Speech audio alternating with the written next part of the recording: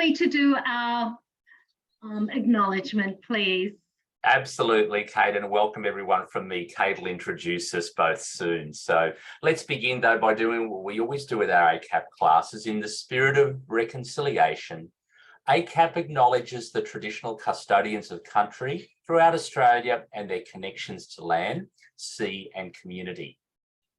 We pay our respects to their elders past and present and extend that respect to all the Aboriginal and Torres Strait Islander people today. Okay, so a little bit about what we're going to do in our session today. So what the purpose of these mini classes are, today we're going to really run a shortened version of an ACAP class, just as if you were a student studying counselling. And by the way, it's so great to see how many enrolled in this one and the interest in counselling. That's amazing. So we wanted to be a shortened version of the class. Mind you, there's a little bit of difference because one of the defining features of ACAP is our class sizes are smaller and allow for interaction. So this is a bit bigger than our normal classes, but we will have time for questions through the chat box a bit later on because we want to do that. Today's topic, the scope of a counsellor and the complementary role of coaching. So Kate and I are going to address that now. And as I just said, there will be time for Q&A at the end. Thanks, Kate, over to you. Thanks, Mark. Okay, well, my name's Kate Harvey and I'm a lecturer with ACAP. I teach in the undergraduate and the postgraduate courses. I've worked extensively with children, adolescents and families across in educational settings, working with a variety of presentations. I have a specific research focus on anxiety and rural adolescents. So that's my area. Mark is an international coaching certified coach and he's an educator. He also does supervision for our coaching students. So Mark is going to speak to us today about coaching and how that aligns with counselling. So ACAP's been around since 1983, so it's been around for a while, and it started off as the Australian College of Applied Psychology, and then it's moved now to the Australian College of Applied Professions. So it's got additional courses now rather than just the psychology. There's law, there's social work, criminology, coaching, counselling, etc. And there's numerous graduates across Australia and some working overseas as well. We've got campuses in Sydney, Melbourne, Brisbane, Adelaide, Perth, Byron Bay, and we also have an online campus. So that's a bit about us. So today we'll just be beginning our session on counselling. What is it and how coaching can complement counselling, is complementary to it. Okay, so as I said, in this session, we're going to look at what counselling encompasses. There's a broad range of people we work with as counsellors. We can work across different areas of, as I said, education, private practice, child protection, community services, just to name a few. So there's a large, diverse. So with our counselling degree at ACAP, we have where you can do a coaching minor. So you can do a straight counselling degree, or you can have a few different units and you can do a coaching minor. So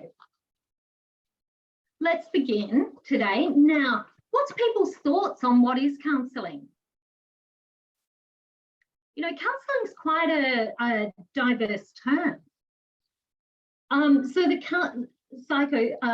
PACFA, the Psychotherapy and Counselling Federation of Australia, they define counselling as professional activities that use that interpersonal relationship to help people understand themselves and and to make changes in their lives, positive changes.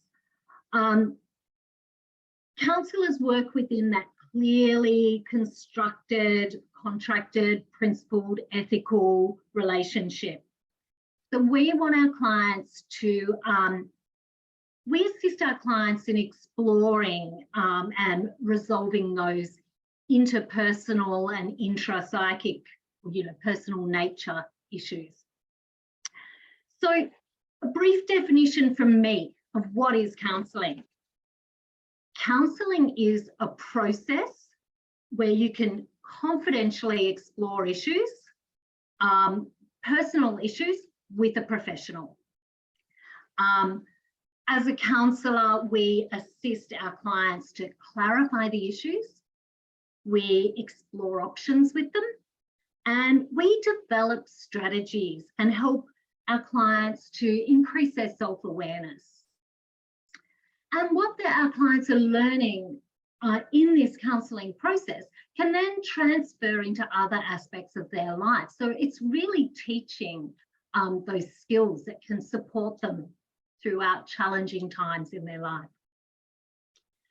So counselling is the process of healing through the, events that a person's experienced, problematic, traumatic events.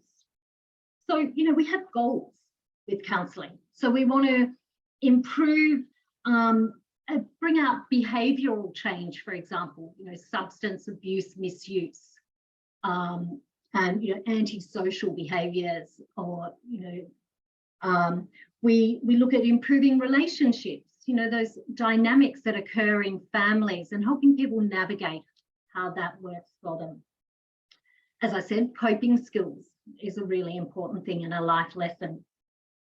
We help our clients with decision making, and we encourage our clients to develop confidence in themselves and what they can do and how they can move forward with their life.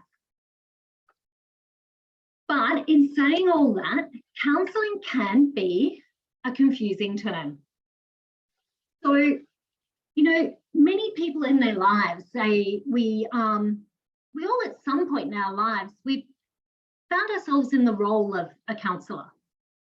But often people have not had a true understanding of, the concept of counselling or what our role as professional counsellors entails. There's a huge difference between a professional counsellor and a person who uses some counselling skills. When you think about it in your lives, how many times have you been in the role of a counsellor with someone, a friend, colleagues, family? So, and I know there's numerous times I can think prior to becoming a counsellor that, friends often ask for advice and things like that. So, but a professional counsellor will, as I said, it's a highly trained individual. So we use a variety of skills and techniques and counselling therapeutic approaches with our clients to assist them. So, as I said, counselling can be confusing. People often think it's about giving advice. It's not. With our clients, we want them to, we want to support them in making the changes. Just think, those of you that have got teenagers, for example, have you ever tried to tell them something that they don't want to do? And the response isn't great. So telling someone what to do, they're less likely to do it. So that's why we want to work with them to what will work for them. So the UK National Health Service, they've got a really good definition of counselling, and it's and that's it, a talking therapy that involves a trained therapist listening to you and helping you find ways to deal with emotional issues. So, counselling, there's numerous definitions. You can look in the dictionaries, online. There's so many different definitions. So, you know, as I said, many people feel that it is more of, you know, advice giving. But as you progress through your training, you realise that it's not that at all. So let's go to what counselling is and what counselling isn't.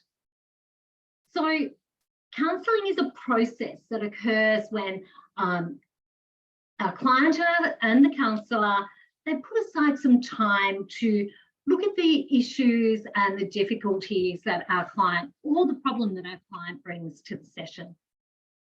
And that can be those emotional or stressful feelings. You know, we've all experienced those in our lives. Counselling is helping our clients to see things more clearly. So sometimes we'll be talking about something that's happening for us. And when we say it out loud, we hear it from a bit of a different perspective. It sounds a bit different. And I know sometimes I go, oh, really? You know, that's not as bad as what I thought it was, or, you know, things like that. So you can see things differently and you can see things more clearly often. Again, we're focusing on feelings. We're focusing on experiences and behaviours with the goal of facilitating positive change. Counselling is a trusting relationship, and that's paramount. You know, confidentiality is essential. You know, if you want to really, again, think about your own lives, if you want to open up and talk to someone about things that are challenging for you, you've got to trust them. You don't want them going out and telling everyone else. As counsellors, we are obligated on that, but we do have a couple of exceptions, you know, where there's things like risk to self or others, and safety concerns. And that's when confidentiality by law. There's actually a case in America a couple of years ago, and the clients disclosed something quite serious to the mental health professional. And they said, please don't tell anyone. So unfortunately, they did keep it to themselves. But guess what? The end result wasn't good for the client. And the family actually sued the mental health professional. So we need to keep our clients safe. That's paramount. Counselling is not, as I said, telling our clients what to do. We, as counsellors, we are non-judgmental. And that's part of that self-awareness. We really understand our values and our biases and all those things. We're not trying to sort out the problems of our client. We're guiding them along a journey. And it's that trustful, respectful, collaborative relationship. We don't get emotionally involved with the clients. That can be tough when you're starting out, but again, it's that self-care for us. Remembering too that as a counsellor, it's not about us it's not about us. When a client brings something to the session and you've experienced similar in your life, just remember, everyone experiences things differently. So it's about the client. So really we need to, that links in with the values. You know, sometimes our values don't align with that of our clients, and it's having that level of awareness on that. So remembering that, you know, as counsellors, no two people are alike. We're all different. And we all respond and react to things differently. What may impact me may not impact my client, or vice versa. So, and considering that two people are alike, again, it comes down to those values and beliefs. And that's all linked with who we are. So as a counsellor, we're there to help our client understand their life and their experiences and their feelings, talking openly and freely. Really, when you reflect on it, how many times have you actually had a really deep conversation with family or friends? Often they're emotionally involved for a start, but also they have opinions too. And they often voice those opinions, don't they? So talking to a counsellor gives the clients that opportunity to talk freely and openly, and they can express those feelings, anger, resentment, guilt, and it's confidential. So basically, a good counselling process is where you're assisting the client to make positive change in their lives, in their attitudes or behaviours. And our ultimate aim is to assist our clients to make their own choices and reach their own decisions and act on them and empower them, because that's what we're wanting. We're wanting to empower our clients. So as you can see, counselling's quite there's a lot more to it. And everything we do with our clients, we think about why we're doing it, how we're approaching that situation, and we document it. And we really are quite analytical of it in ourselves and how we're responding to our clients. So on that note, we've got, as I mentioned earlier, we have the coaching minor in the counselling, and these are complementary. Now, this is where I'm going to hand over to Mark, and he's going to explain what coaching is and how they're different from the counselling. Thanks, Mark.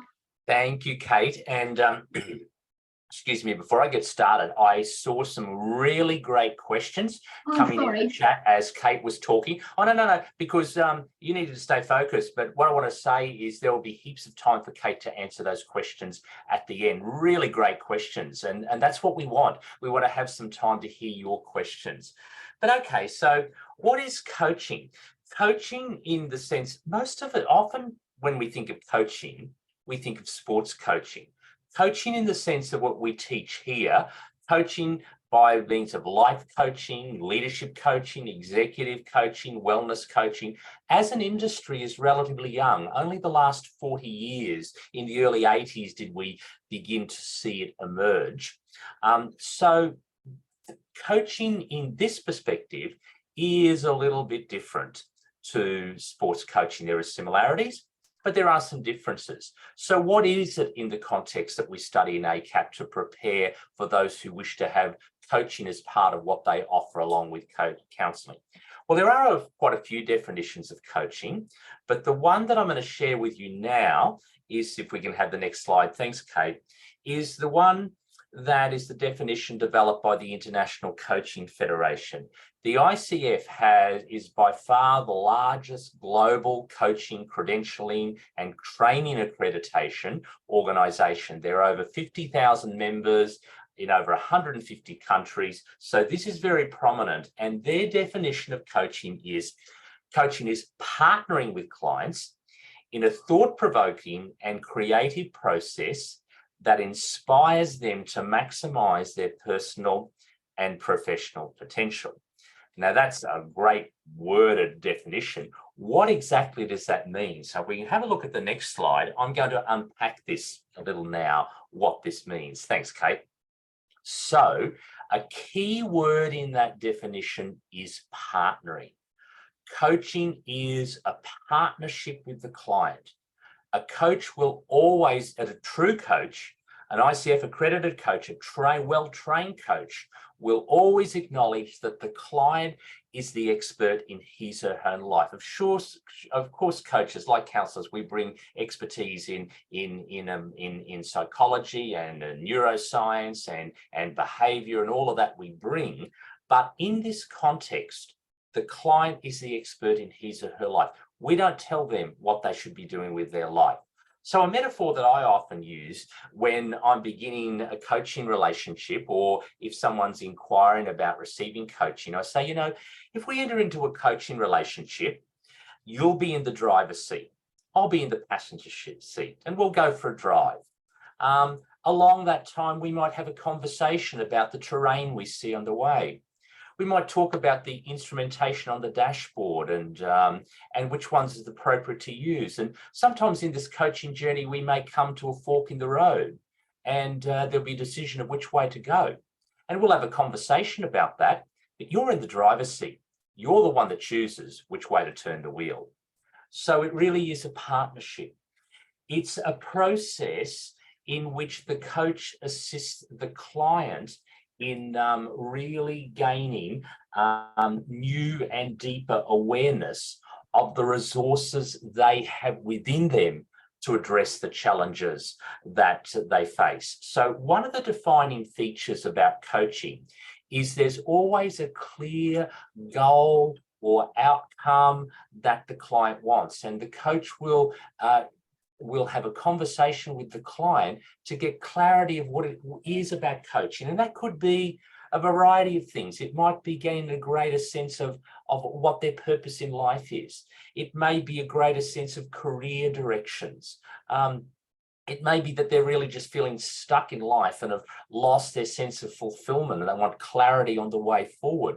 But whatever it is, it may be work-related in the sense of I'm really struggling to move forward. I feel stuck where I am with my in work, and I really want to get a promotion. How do I move forward out of this? What's getting in the way? So there will always be clear what it is the client wants to accomplish out of the coaching relationship. And in fact, in each session, a coach will always ask clients, so what is it that you hope to accomplish today? And if they say they're not sure, we'll have a conversation about what's going on and help them get clarity. Coaching is always about moving forward from where I am now to where I would like to be and getting clarity. But often, where we are and where we'd like to be, the gap can be a bit overwhelming. So the coach will work to the client about getting clarity, breaking it down about what are some steps we need to take to move forward. What are the obstacles that are in the way of moving forward? Those obstacles may be things like lack of self-confidence. It may be just being, low self-esteem. It may be just not sure, lacking clarity. And what's the reason I lack clarity? So the coach will have a conversation to get to the root cause of what's really going on here. What are those obstacles? And what are the resources that the client has within them to address those obstacles and move forward? That's what I mean by a coach doesn't tell a client what to do. A coach partners with the client to gain awareness of what's going on within them and what resources they already have to address that. So many people have such goal within them, but it's buried or submerged under things like self-confidence, like, unresourceful thinking and negative self-talk and all that's built up. And so we coaches work with the client, hey, what needs to change in you to be able to move forward? And the coach then works with the client to integrate that change and move forward. What needs to change in your thinking? What needs to change in you to manage your state in a little bit more resourceful ways than when you get overwhelmed? What specific action can you do? And the coach will work with the client in partnering with them to hold them accountable to moving forward. So coaching, that's what I mean when I say coaching really is a partnership. Coaching is not consulting. As I said, it's not about giving expert advice. If you say in a work situation and your team or your management hires a consultant to come in, you're expecting expert advice. This is what you need to do to move forward. As I said, the role of the coach is not to give expert advice, but to work with the client in gaining clarity. Now, what that means is the coach must possess similar skills that a counsellor possesses. A coach must be learned to be fully present with the client and focused on the client. They must learn to be able to hold their own stuff and be present with the client.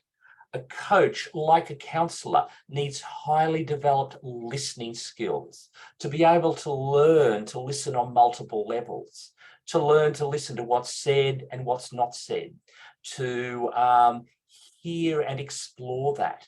So like a counsellor, a coach needs to have those skills so that when a client is stuck in an unresourceful space, the challenge of the coach is to ask the client questions they're not asking themselves, to gain greater awareness of what that blockage is and how to move forward.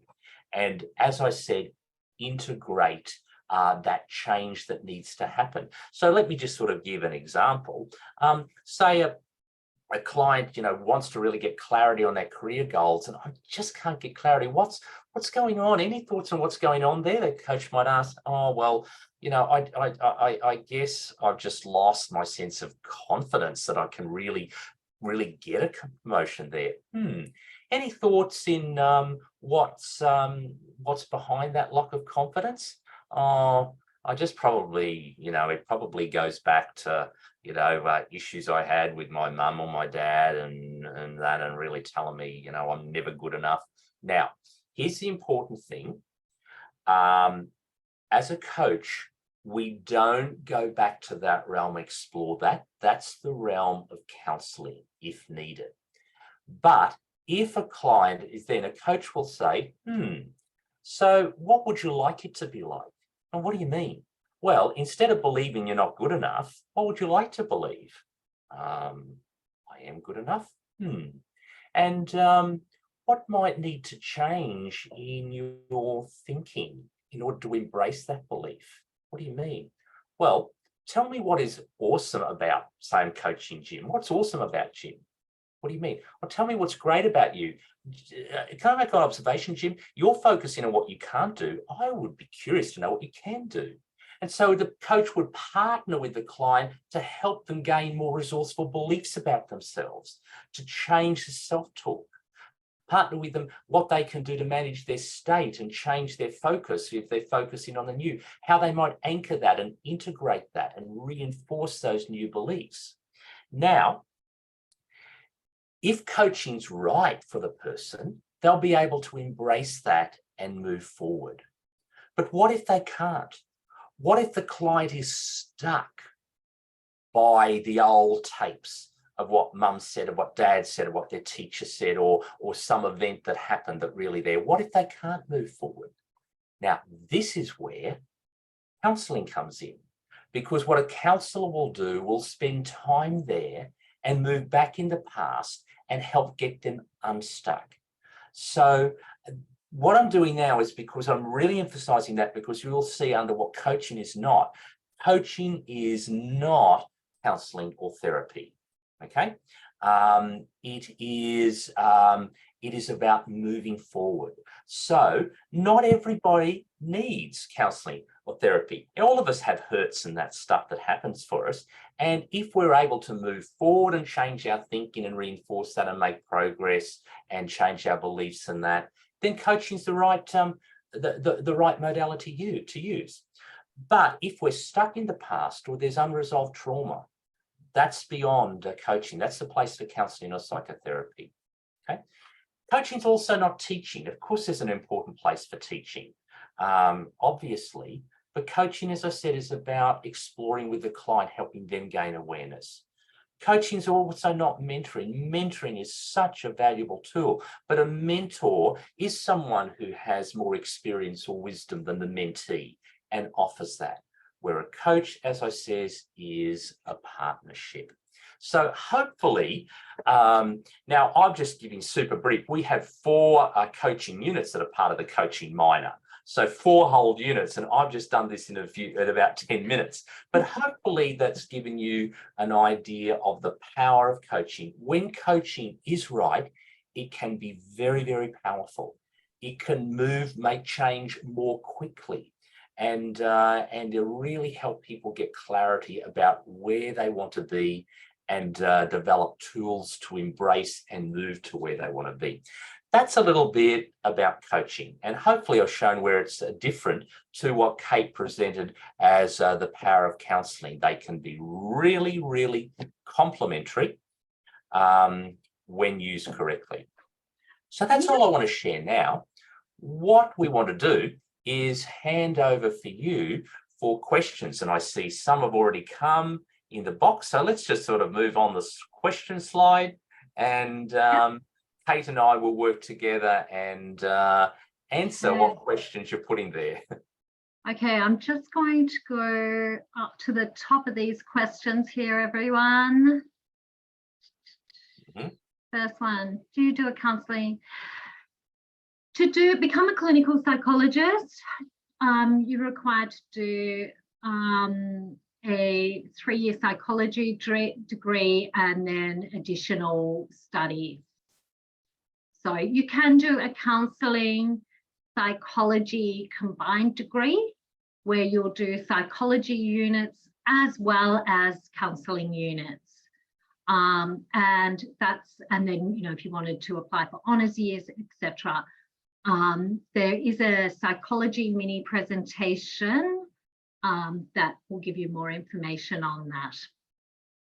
A regular psychology degree doesn't get you to become a clinical psychologist. You do need honours years and postgraduate.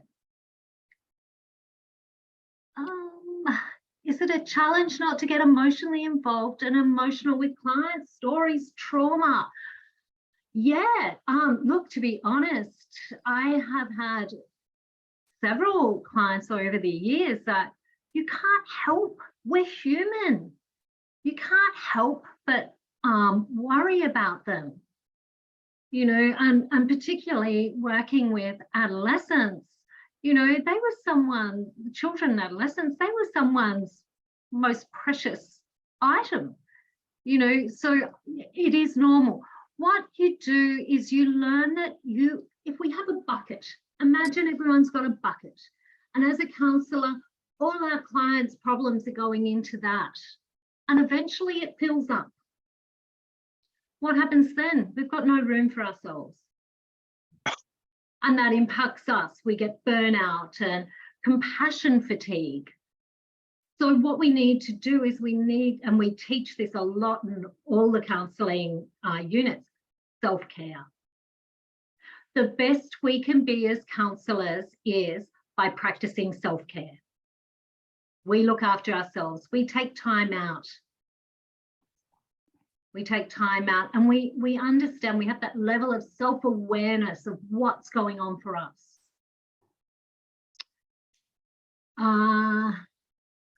If a topic in a session is traumatic to the counsellor, that's a really good question, thank you. So, as I said, we're human. And there have been, you know, I have had clients, as I'm sure Mark has had too, you know, where the topics that they've presented has been quite distressing. When, as counsellors, to maintain our registration, we have to attend what's called supervision. So that's when we've got to attend a minimum number of hours per year, per client hours, etc. And that's where you go and talk to another counsellor. And they're there to support you. And it's also to help you process those feelings and to help you develop as a professional.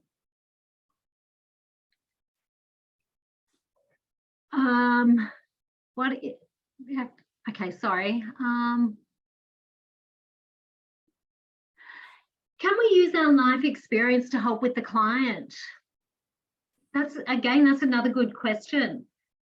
When I'm asking my clients a question, I always sit there and think, do I want to know or do I need to know? Do I want to know? Am I just being curious? Or do I need to know, is it going to support my client? If I have a client that says, I'm really struggling with my teenagers, they're really challenging me at the moment, and I'm frustrated, they're just not behaving, I can turn around and say, I hear you.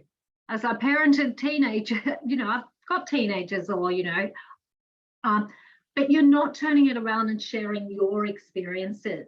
So you're identifying to build that rapport and connection with your client. Yeah, that's the same in coaching too, by the way. We always say it's not about me. So it's important to build rapport and empathy in that, but we've got to hold our own stuff and really focus on the client. So that's similar across in coaching as well. Yeah. Mark, do you want to answer this question? Does coaching and counselling overlap into one role? It's a great... The course advisors said aspects to both that overlap, but if you want to explore that. Yeah, it's a really great question. And the answer is they can do. And in fact, there is what's happening over the years since coaching first emerged as an industry. More recent times, coaching has really become more transformational, working at a deeper level. Coaching, like counselling, draws on psychology and neuroscience and does draw at a deeper level, while, as I said, staying in our lane as coaches in moving forward. So, but what that means is, whereas when coaching first started 40 years ago, it really was about helping set goals, but it's much deeper, and there are so many more niches now. So there is a zone between the two, which really is a blurred zone. So let me give you an example. Okay, if say I'm coaching, now here's an easy one. If I'm coaching someone and suddenly I asked a really great question and it busts something open, the client has a meltdown, and shares something they didn't disclose to me before we started the coaching relationship, that they'd been, say, sexually abused as a child, and I said something that asked a question that triggers that, and they've never had any professional counselling or therapy for that. That's an easy one. As a coach, that's way beyond my pay packet as a coach. So I suspend coaching and help the client get the help they need, probably referral to a GP mental health care plan. That's an easy one. However, what is not so easy is, say, a client that I've been seeing in coaching for a few sessions turns up and suddenly they're quite a bit anxious. And they share with me that about a year ago, they had some issues with anxiety and they saw a counsellor, but did really well. And with a mutual agreement with the counsellor and the client, they stopped and was doing okay. But now anxiety was arising again. Any thoughts on where that's come from? Oh, well, as we've been talking about career goals, it's raised some real self-confidence. Now, as a coach, I would first ask the client, now, what would you like to do? Because they're in the driver's seat. How do you feel about this? Would you like us to pause here and see your counsellor again? Or would you like us to explore this self-confidence? Now, if the client says, yeah, this has been going really well, can I explore this more? Absolutely. Now, if the client is able to move forward, if through coaching we're able to identify there's some unresourceful self-talk and unresourceful thinking and beliefs, and help move them to more empowering beliefs, more resourceful beliefs, and if the client is able to do that and make progress and move forward, then coaching's okay. However, if they're unable to do that, if they're stuck, then that's when we would move to counselling. So can you see, some people in the past would say, no, as soon as you talk about anxiety, that's beyond coaching. Yeah, with respect, that's not true. We need to explore a bit more and see. Now, this is why more and more counsellors and even psychologists, before ACAP, I was in another coach training, and I trained many psychologists who came to get training in coaching to offer both. And that's the beauty of what we offer here in ACAP. A number of students here who have concluded the coaching Maya are registered counsellors with the PACFA, Psychotherapy and Counselling Federation of Australia, or Australian Counselling Association, and because they've done the coaching minor, they're credentialed with the ICF as well, and they offer both. However, what we need to be careful, now I'm speaking from the coaching side, because as I said, the ICF Code of Ethics is clear. Coaching is not counselling or psychotherapy. We need to be very, very clear. If you are both a counsellor and a coach, you need to be clear, and the client needs to be clear what you're offering, coaching or counselling. But they really can both operate so long as there are awareness to what we're offering. So yes, Eliza, there are, as I've said, there are aspects to overlap. And as I said, oh yes, there are limits to coaching, as I've explained. Yep. Mark just answered that. Yep. Great, thanks, Mark. Another question we had was, how much time is required for placement per week in year 2 of postgrad and in the masters? Students generally do 1 to 2 days a week of placement for their study. Some students work full-time, some are working full-time, take a couple of days off. Everyone's quite individual on that. You can open up your own counselling practice with an undergraduate degree. Yes. No, in the coaching minor, you don't do addiction or crisis counselling.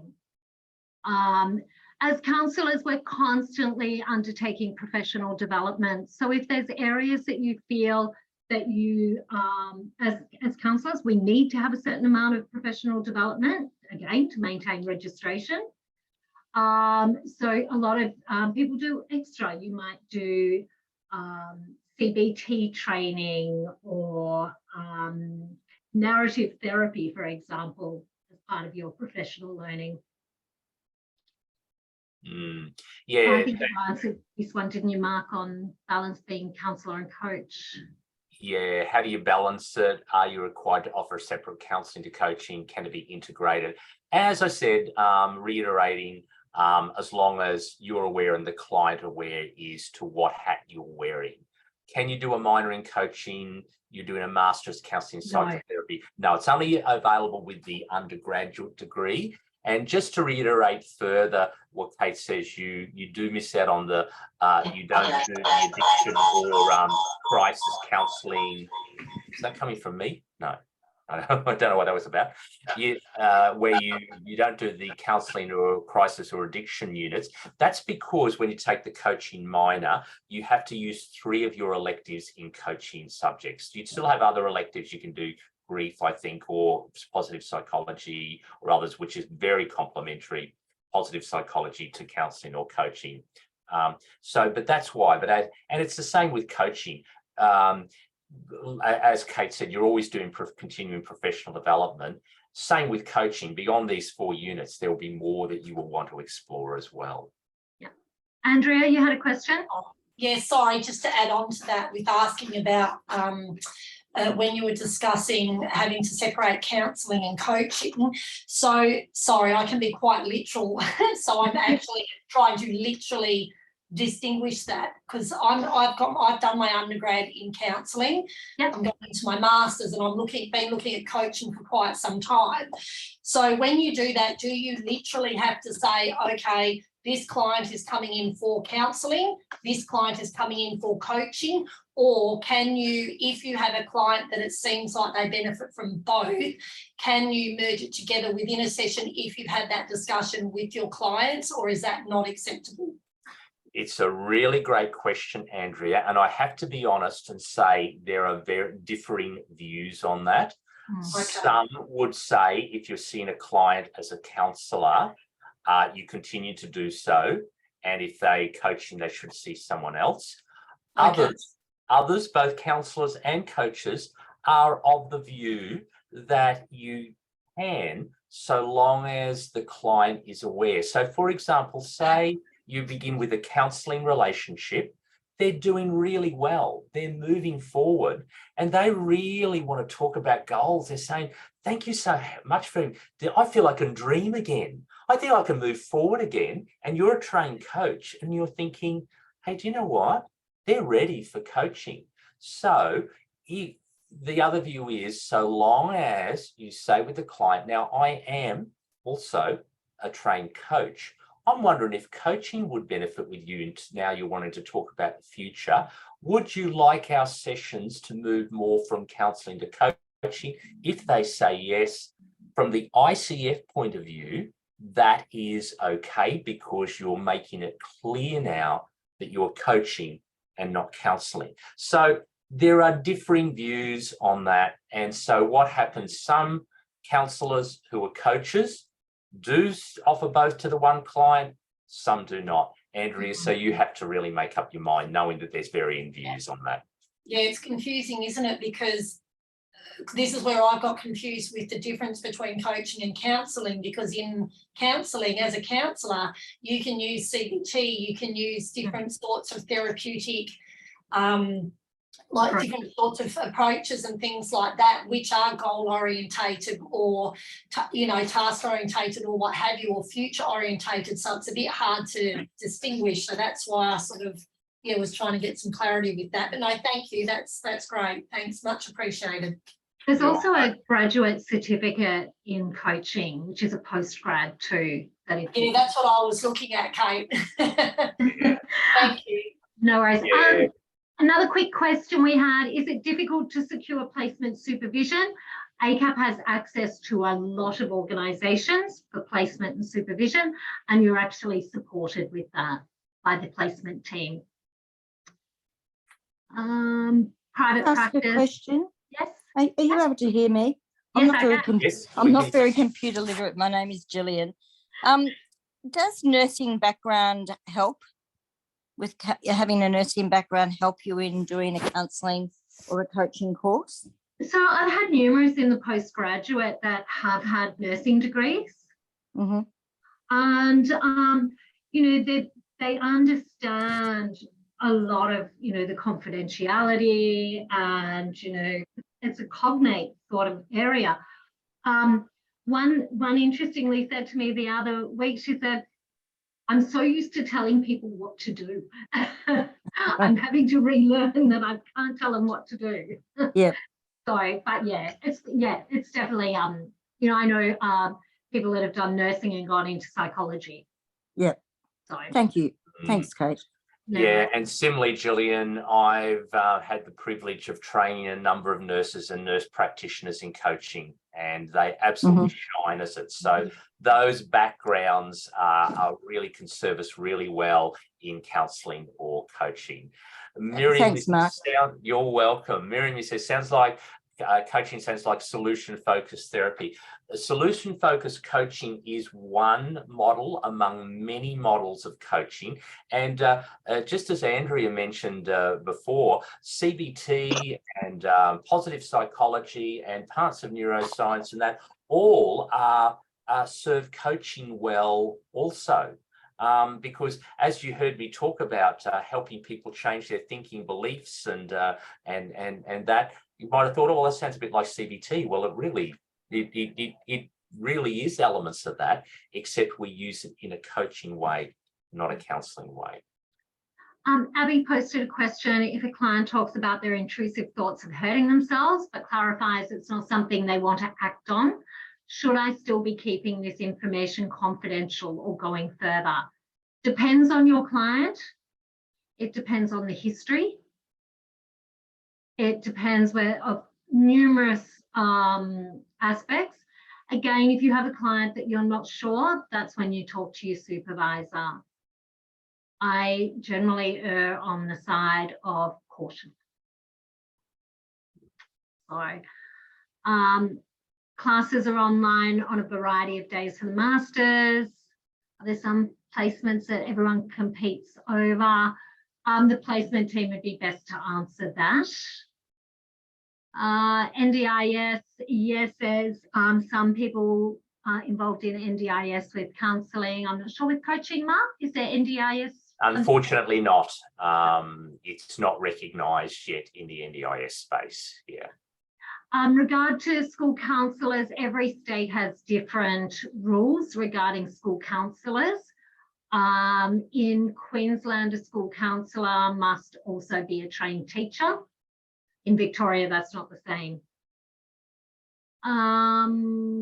Insurance, the insurances through the ICF and PAC for an ACA. There's a lot of information on insurance. Private practice. Oh, look, counsellors are employed in numerous diverse areas, not just community or private. Concurrently, that would be up to national course.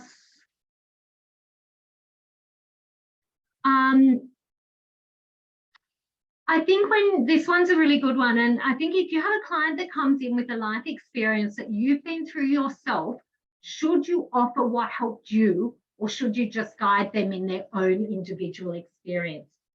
Look, some counsellors will turn around in that instance and they'll be a bit more generic and perhaps say, some people have found this has worked for them or assisted them.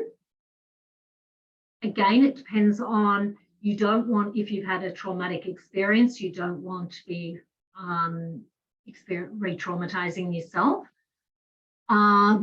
Again, you have to reflect on that as to whether it's going to really support your client. And just because it worked, something worked for you doesn't necessarily mean it'll work for them. ADH coaching funded, that's used. Yeah, look, I'll be honest, Tanya, the ADHD coaching, I don't have a big knowledge on that one. Do you? I know some counsellors that do it. ADHD yes, coaching. ADHD. Now, what's happening is there are more and more niches appearing in the coaching space that were previously only in counselling therapy, and ADHD is one of those. And it's becoming really popular because, again, when people with ADHD are really at a space where they're ready to move forward, coaching can be very powerful, but there does need to be knowledge of ADHD. So ADHD coaches quite often are also trained counsellors, or if not, they have extensive professional training in ADHD. So that's really important. So, for example, I offer a lot of coaching in a number of different niches as in my hat as a coach on, but if I get inquiries from people for ADHD, I will refer them to an ADHD coach because they have the training that I don't have there. Great question. We do have some colleagues that do ADHD coaching, counselling, etc. Yes. All right, well, hopefully we've answered everyone's questions. Thank you so much for your attendance and your great questions, everyone. Hopefully we've been able to give you some clarity. Again, as Mark pointed out early on, this is quite a big class for us. We often have smaller classes. So, but what I think in summation for this is, we really need to remember that counsellors and coaches, we aim to create an atmosphere, that's trusting. So trust, respect, and empowering our clients. Just in slightly different ways, but we're underpinned by the same values and beliefs.